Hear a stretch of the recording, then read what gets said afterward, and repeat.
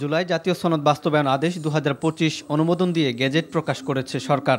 জাতীয় নির্বাচনের মতো গণভোটও ফেব্রুয়ারির প্রথমার্ধে একই দিনে অনুষ্ঠিত হবে।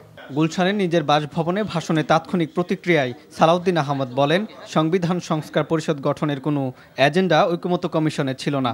তার অভিযোগ, একই দিনে জাতীয় নির্বাচন ও গণভোটের বিষয়টি ইতিবাচক হলেও নোট অফ ডিসেন্ট নিয়ে স্পষ্ট কিছু বলা হয়নি। মাননীয় প্রধান উপদেষ্টা যে সমস্ত প্রস্তাবনা দিয়েছেন তার ভাষণে, মুদ্রা কথায় বলতে গেলে তিনি জুলাই জাতীয় সনদের, স্বাক্ষরিত সনদের লঙ্ঘন করেছেন। এই আদেশের মর্যাদা কী হবে, এই আদেশের বৈধতা কী হবে, সেটা জুডিশিয়ারি বলতে পারবে, বিচার বিভাগ বলতে পারবে।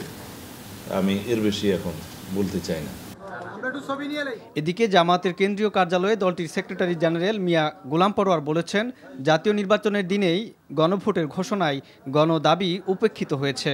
এই সিদ্ধান্ত ভোটারদের জন্য একটি সংকট তৈরি করবে। 5 দফা দাবিতে 8 দলের কর্মসূচি অব্যাহত থাকবে বলেও জানান জামাত সেক্রেটারি।